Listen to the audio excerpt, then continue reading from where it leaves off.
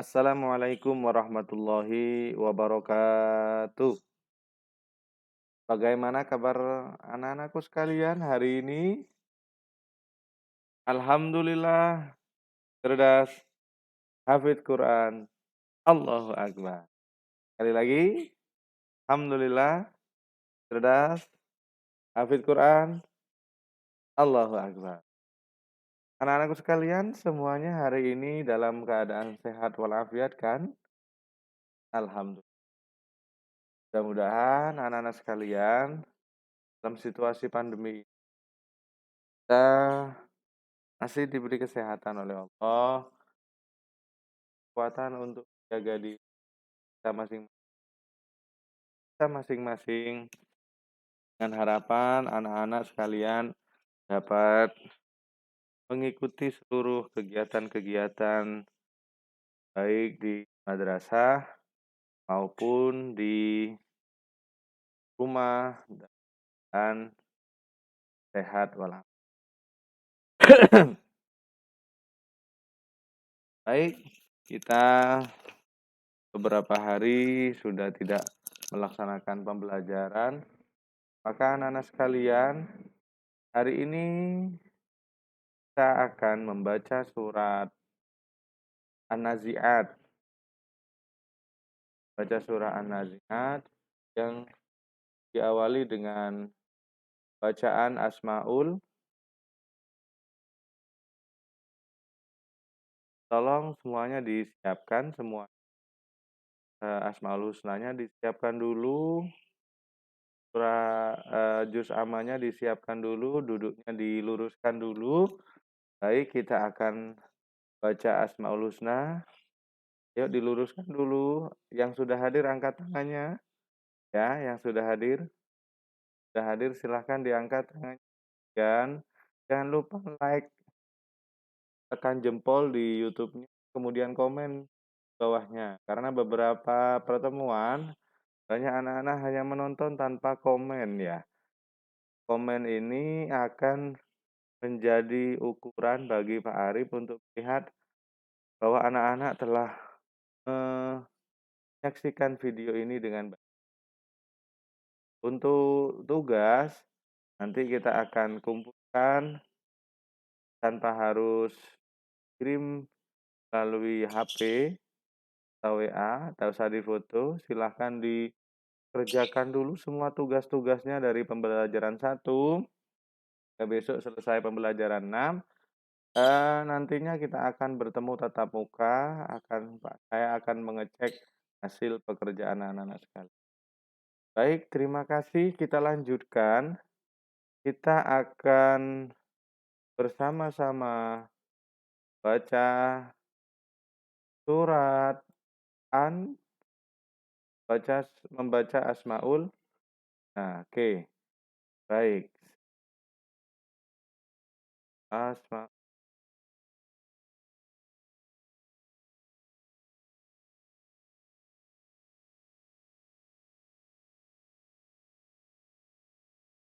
menjemput pagi.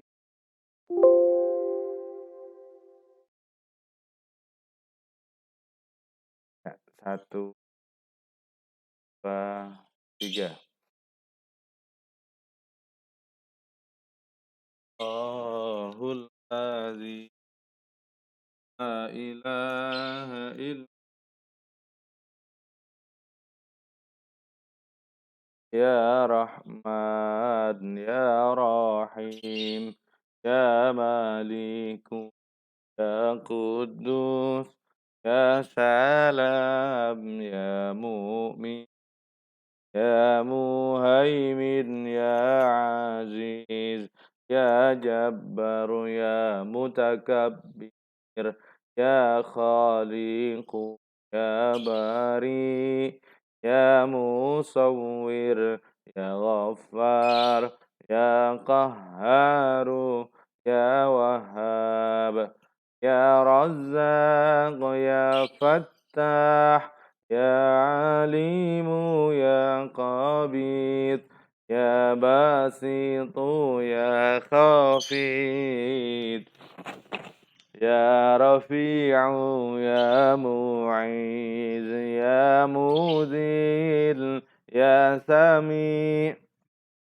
يا بصير يا حكم يا عدل يا لطيف يا خبير يا حليم يا عظيم يا غفور يا شكور يا علي يا كبير يا حفيظ يا مقيت يا حسيب يا جليل يا كريم يا رقيب يا مجيب يا واسع يا حكيم يا ودود يا مجيد يا بعيث يا شهيد يا حق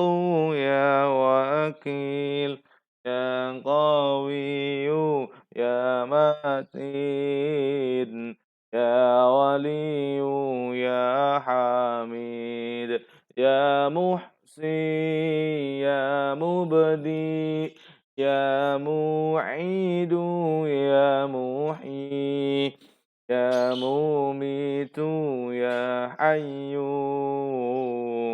يا قيوم يا واجد يا مجيد يا وحيد يا أحد يا صمد يا قادر يا مقتدر يا مقدم يا مؤخر يا أول يا أخير يا ظاهر يا باطن يا والي يا متعالي يا بر يا تواب يا منتقم يا عفو يا رؤوف يا مالك يا مالك الملك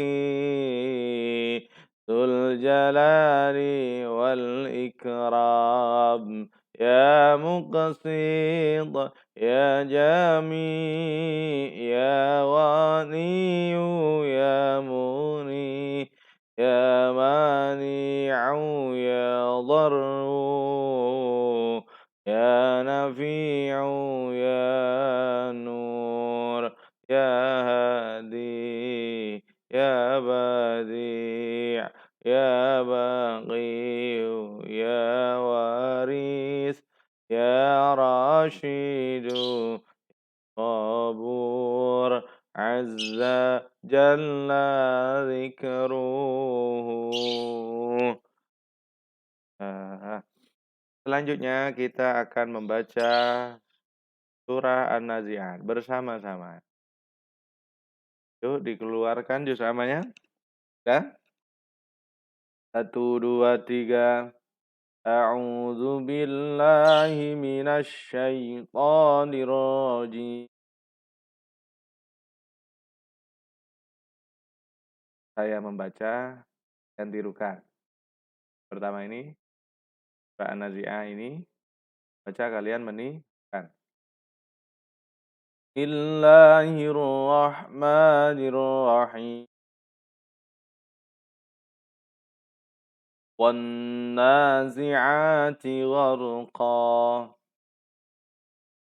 وَالنَّاشِطَاتِ نَشْطًا وَالسَّابِحَاتِ سَبْحًا فَالسَّابِقَاتِ سَبْقًا فَالْمُدَبِّرَاتِ أَمْرًا يَوْمَ تَرْجُفُ الرَّاجِفَةُ تَتْبَعُهَا الرَّادِفَةُ قُلُوبٌ يَوْمَئِذٍ وَاجِفَةٌ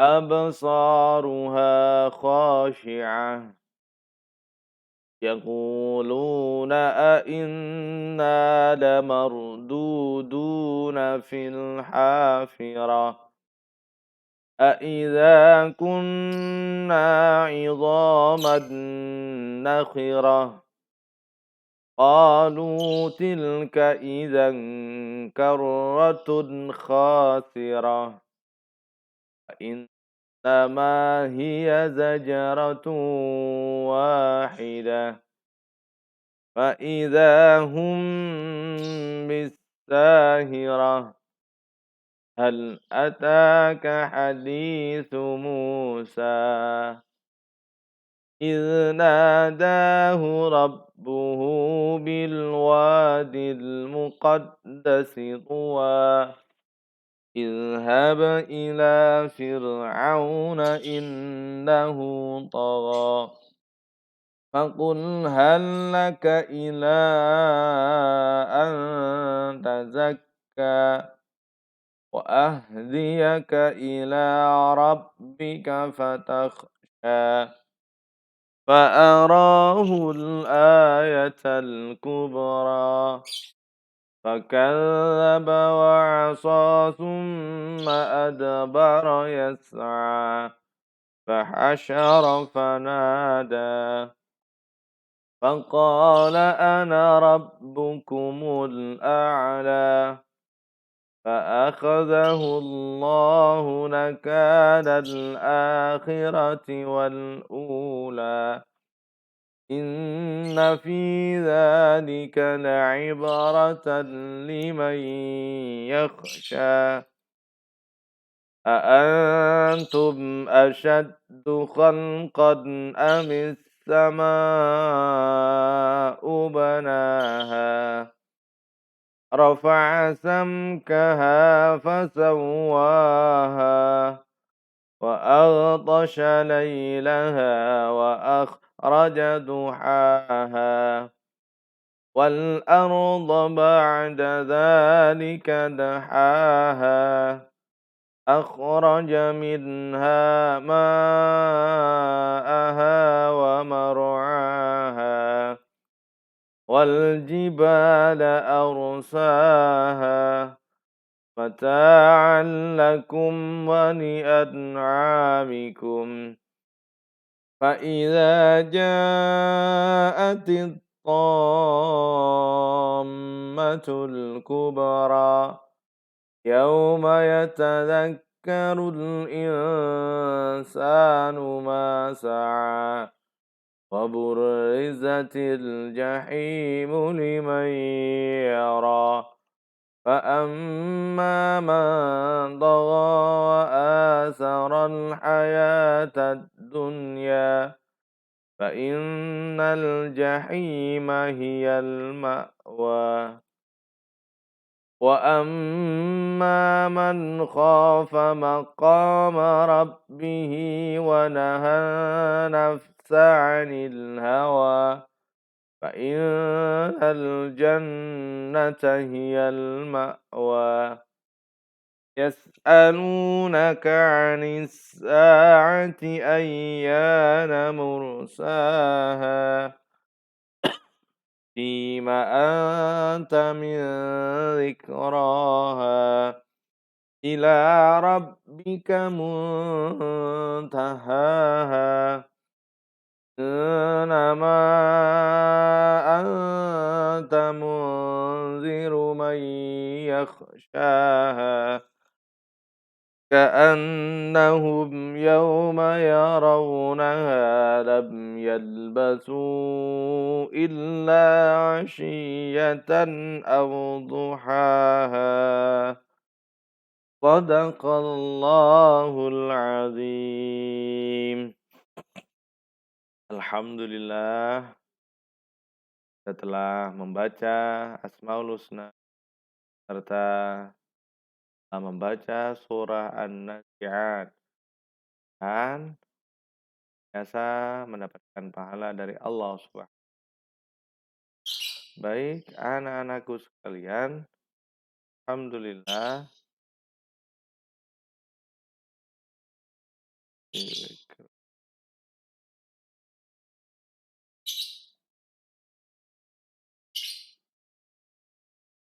Selanjutnya kita akan melanjutkan pembelajaran yang telah kita lalui bersama. Pembelajaran berapa yang sudah kita lakukan? Pembelajaran 1 sudah, pembelajaran 2 sudah, pembelajaran 3 sudah. Oke. Jadi anak-anak sekalian, sudahkah dibuka buku tematiknya? Sudah. Ya, dibuka pembelajaran 4. Ya, semuanya sudah dibuka. Yang lalu kita belajar tentang denah.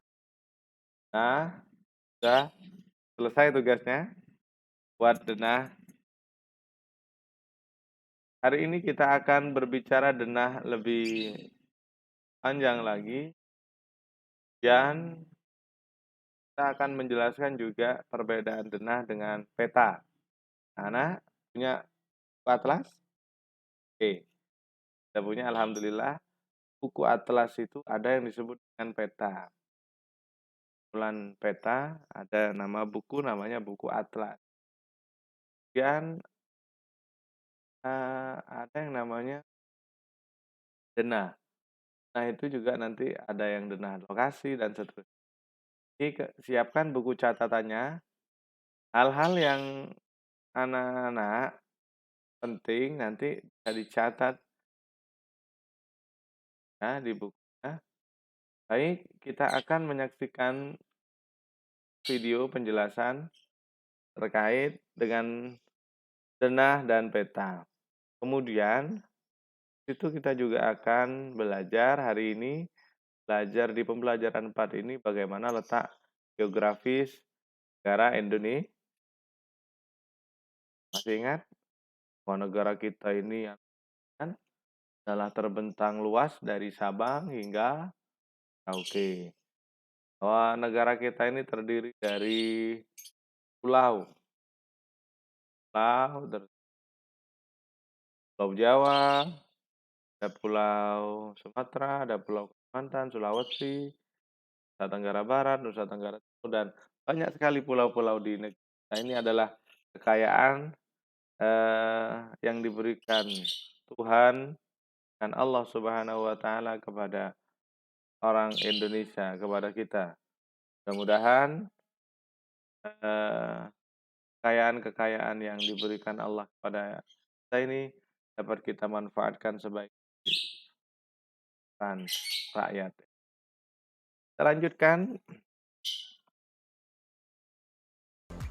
Anak-anak, masih ingatkah kalian dengan Pak Rudi? Ya, Pak Rudi memiliki kandang kelinci. Kandang kelincinya sangat rapi.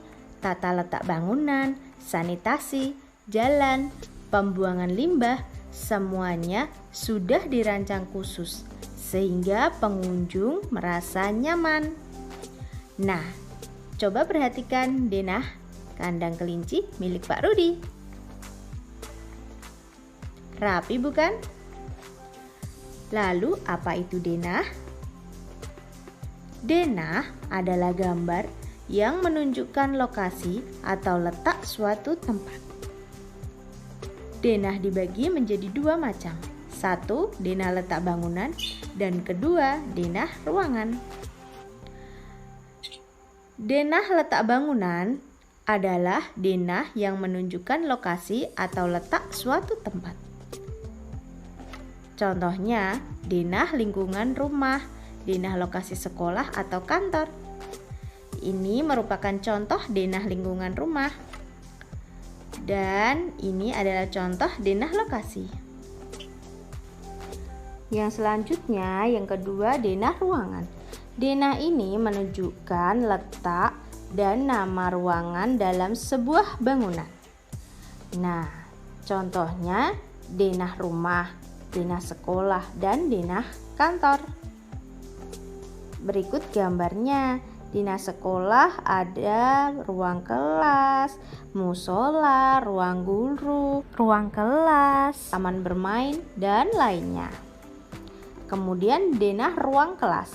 Ada meja guru, meja murid, papan tulis, papan absen, dan lainnya. Tahukah kalian gambaran yang lebih luas dari denah adalah peta? Peta merupakan gambaran dengan menggunakan skala tertentu mengenai suatu daerah. Peta dibedakan menjadi dua, yaitu peta umum dan peta khusus atau tematik. Peta umum adalah peta yang menggambarkan permukaan bumi secara umum. Contohnya, peta Pulau Jawa, peta Jawa Timur, peta Jawa Tengah, Jawa Barat, dan masih banyak lagi. Peta khusus atau tematik adalah peta yang menggambarkan kenampakan atau fenomena geosfer tertentu, baik kondisi fisik maupun sosial budaya. Contohnya, peta curah hujan, ada tabel sifat hujan. Peta kepadatan penduduk, ada jumlah penduduk.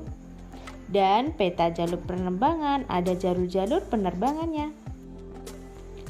Nah, coba amati tabel perbedaan peta dan denah.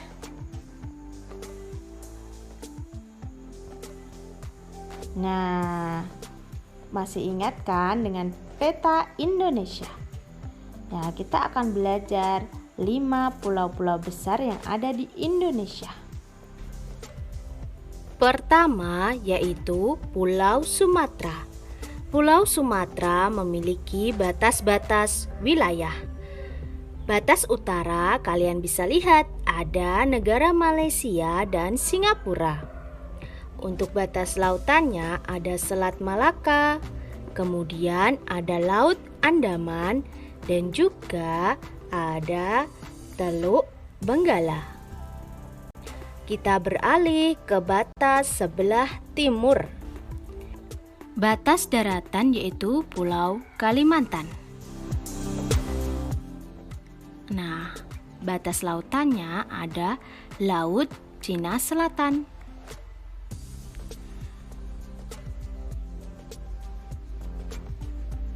Batas selatan dari Pulau Sumatera yaitu batas lautan ada Selat Sunda.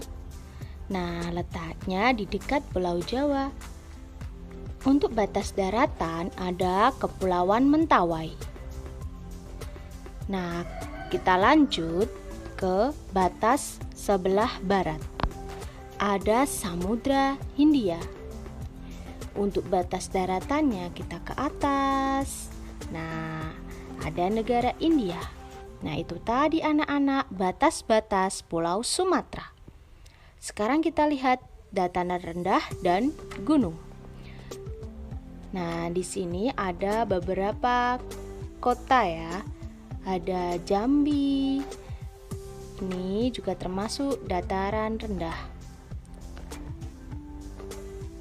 Nah, ini lihat kota-kotanya ada Pekanbaru. Kemudian di sini ada Duri. Untuk wilayah pegunungan atau dataran tinggi biasanya warnanya hijau pekat. Seperti ini ya anak-anak. Ini ada Gunung Sibuatan. Kemudian di sini ada Gunung Bandahara, Gunung Leuser, Gunung Mugajah, dan juga di sini ada Gunung Hulu Masen. Itu tadi beberapa contoh dataran rendah dan juga gunung-gunung yang ada di Pulau Sumatera. Nah, selanjutnya kita akan beralih ke pulau yang kedua. Pulau Kalimantan memiliki luas 743.330 km persegi. Batas sebelah utara ada Sarawak, Sabah, merupakan daerah Malaysia dan negara Brunei. Kemudian untuk batas timurnya ada Selat Makassar dan Pulau Sulawesi. Dan sebelah selatan ada Laut Jawa dan Pulau Jawa. Sebelah barat ada Kepulauan Bangka Belitung dan juga Selat Karimata. Untuk pegunungan dan dataran rendah sebagai berikut ya.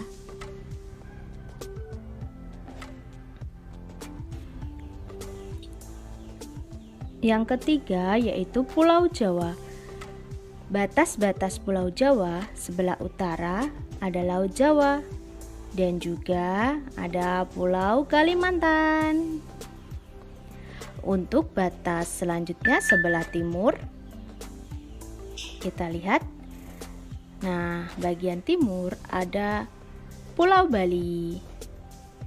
Ini batas daratannya Pulau Bali. Kemudian untuk batas sebelah timur yang bagian lautannya kita ke dalam ada Selat Bali. Nah, ini batas lautannya. Batas sebelah selatan di sini hanya ada batas lautan yaitu Samudra Hindia. Sedangkan untuk batas Pulau Jawa sebelah barat, kalian tahu kan ada Pulau Sumatera dan juga ada Selat Sunda. Nah, seperti itu anak-anak. Coba kalian baca ya, berikut nama-nama gunung yang ada di Pulau Jawa.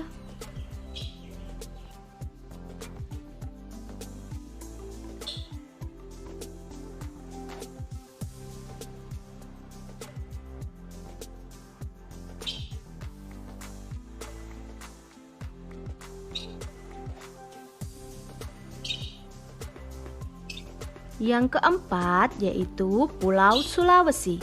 Luasnya 174.600 km persegi. Pulau Sulawesi memiliki batas-batas juga. Batas sebelah utara ada Laut Sulawesi dan juga kita ke atas terlihat ada negara Filipina. Untuk batas sebelah timur, kita beralih ke timur. Nah, ada Kepulauan Maluku. Untuk batas lautannya ke bawah ada Laut Banda. Batas sebelah selatan dari Pulau Sulawesi, Nusa Tenggara Barat, Nusa Tenggara Timur, dan Laut Flores. Batas sebelah barat yaitu Selat Makassar dan juga Pulau Kalimantan. Selanjutnya, berikut adalah nama-nama gunung yang ada di Pulau Sulawesi.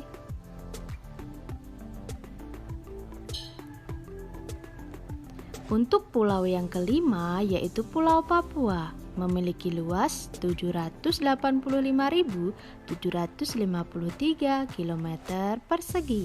Nah, untuk batas-batasnya, sebelah utara ada Laut Filipina. Sebelah timur ada Papua Nugini. Dan juga ada Laut Bismarck. Untuk batas sebelah selatan dari Pulau Papua ini ada Laut Arafuru dan juga ada Laut Banda. Sedangkan batas barat ada Kepulauan Maluku. Ini adalah gunung-gunung yang ada di Papua. Nah, tugas kalian anak-anak mengerjakan halaman 32 sampai dengan 35.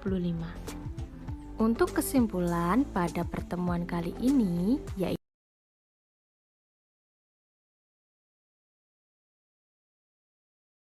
Terima kasih sudah menyaksikan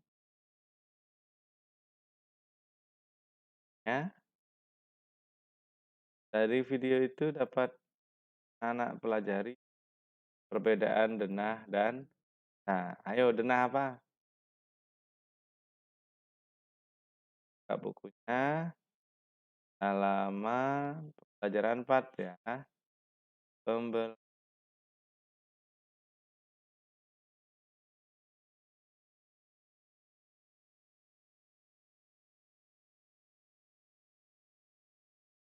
ya, sudah, silakan anak-anak kerjakan, lengkapi isian pada halaman 32 sampai 35 ya, ya untuk membaca. Baik, kita lanjut ya.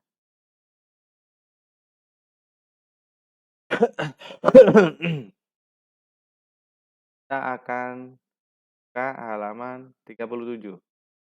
Jadi yang sedang mencatat halaman 32 silakan dicatat dulu, tuh ya dilengkapi. Kita lanjutkan dengan membaca gotong royong modal dasar pembangunan, halaman 37. Baik, kita baca yuk bersama-sama yang keras. Ayo membaca. Gotong royong modal dasar pembangunan. Gotong royong merupakan modal dasar bagi terciptanya suasana kemasyarakatan yang. Mengapa demikian? Karena dengan bergotong royong, masyarakat akan sering melakukan silaturahmi dan kerjasama, sehingga terjalinlah solidaritas. Seiring dengan munculnya rasa solidaritas itu, akan muncul juga rasa empati dan simpati antara masyarakat yang akan mempererat dan membuat hubungan masyarakat. Tidak ada perbedaan dalam prinsip gotong royong. Gotong royong adalah kerja bersama, memeras keringat bersama, perjuangan saling membantu secara Prinsip-prinsip gotong royong sangat bermanfaat bagi pelaksanaan pembangunan nasional karena semua masyarakat rasa saling memiliki. Masyarakat juga memiliki tujuan yang sama, yakni terwujudnya kehidupan yang sejahtera.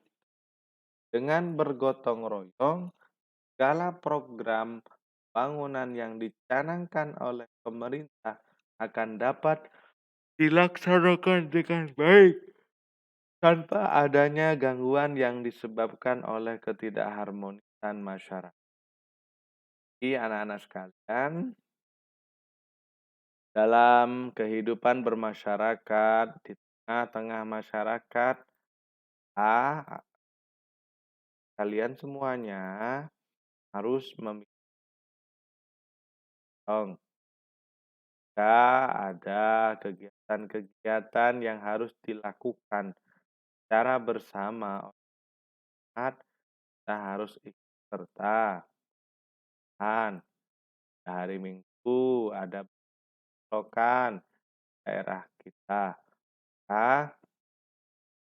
Anak-anak sekalian harus ikut serta, jangan diam lihat televisi pun tidak ada tetangganya yang membangun dan malah tidak ikut. Yuk, sebutkan ide pokok masing paragraf pada teks gotong royong. Ide pokoknya silahkan dituliskan di halaman. Dengarkan, kok sama kan dituliskan. Dan ayo menulis. Setelah ide pokoknya ditemukan, berdasarkan ide pokok kembangkan menjadi paragraf. Ya, musyawarah mufakat adalah nilai luhur bangsa yang harus diteruskan dalam kehidupan sehari-hari. Ini dikembang. Bagaimana cara mengembangkannya? Cara mengembangkannya adalah munculkan pertanyaan pada kalimat ide pokok. Contoh, musyawarah mufakat adalah nilai lurus diterapkan dalam kehidupan. Maka munculkan pertanyaan, apa? Apa musyawarah mufakat? Musyawarah mufakat ada. Dan kapan? Musyawarah mufakat dapat dilaksanakan di rumah. Tidak di lingkungan. Seperti misalkan dalam urusan perbaikan selokan dan atau desa. Ini harus perlu musyawarah atau juga misalkan dalam rangka pemilihan ketua perlu musyawarah. Ini bisa dikembangkan dalam sebuah akan dikembangkan dan dipelajari. Jika nanti ada hal-hal yang sulit, anak bisa bertanya langsung pada Pak Ari. Selamat mengerjakan dan lanjutkan ya hingga halaman 40. Selamat mengerjakan, mudah-mudahan anak-anak sekalian diberi semangat yang luar biasa, tetap semangat. Jangan lupa banyak mengkonsumsi makanan-makanan yang bervitamin, berprotein, 4 sehat, 5 sempurna. Jaga kesehatannya, mudah-mudahan semuanya selalu diberkati oleh Allah di mana saja. Anak-anak sekalian tetap dalam lindungan Allah. Nah, ini yang dapat saya sampaikan. Selanjutnya, pada materi-materi pelajaran yang lain, materi fikih sudah share di grup WA, silakan anak-anak belajarnya nanti sampai pada pukul 12. Nah, jangan beranjak dulu, selesaikan dulu tugas-tugas belajar anak-anak sekalian, dan main HP terus, jangan main game terus, tetap istiqomah belajar. Jika ada waktu luang, pegang juz amalnya, hafalkan surah An-Naba dan surah An-Nazi'at. Nanti di akhir pekan kita akan bertatap muka. Kalau tidak ada tatap muka nanti di akhir pekan minta setorannya surah An-Naba dan surah An-Nazi'at. Terima kasih. Wassalamualaikum warahmatullahi wabarakatuh.